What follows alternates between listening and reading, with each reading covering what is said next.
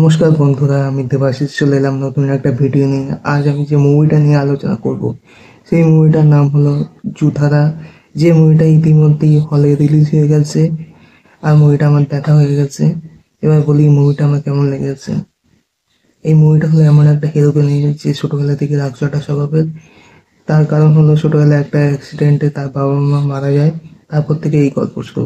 যেরকম আমার কিছু না, যেরকম সাধারণ গল্প হয়ে থাকে, একটা মিশন থাকে, পুরোনো কাহিনী থাকে এবং বাবা মার মৃত্যুর ঘটনা তার ছেলে এসে নিচ্ছে, এরকম টাইপের গল্প।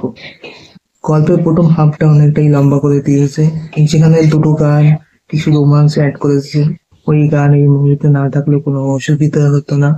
ওইসবের জন্য ইন্টারভেলেও অনেকটা টাইম লেগে গেছে।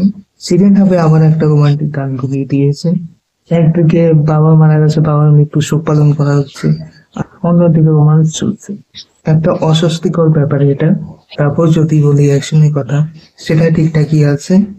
সিদ্ধান্ত চতুর্বেদী তার ছোট স্বভাবটা খুব ভালোভাবে অভিনয় ফুটিয়ে তুলেছে দর্শকদের সামনে। আর রাঘবের ক্যারেক্টারটা কিল মুভিতে যেরকম দিয়েছিল সাইকো টাইপের, সেম এই মুভিতেও ফিল করতে পারবে তোমরা। আর যেরকম রেগুলার ফিল্ম গুলো হয় সেই টাইপের একটা ফিল্ম এটা। এক্সট্রা অর্ডিনারি কিছু নেই এখানে, সবকিছু বিবেচনা করে একটা অ্যাভারেজ মুভির মধ্যে পড়ে এটা। আর বাকি তোমরা যদি দেখতে চাও তাহলে দেখতে পারো, কোনো প্রবলেম নেই। তো আজ এই পর্যন্তই, দেখা হচ্ছে পরবর্তী কোনো ভিডিওতে।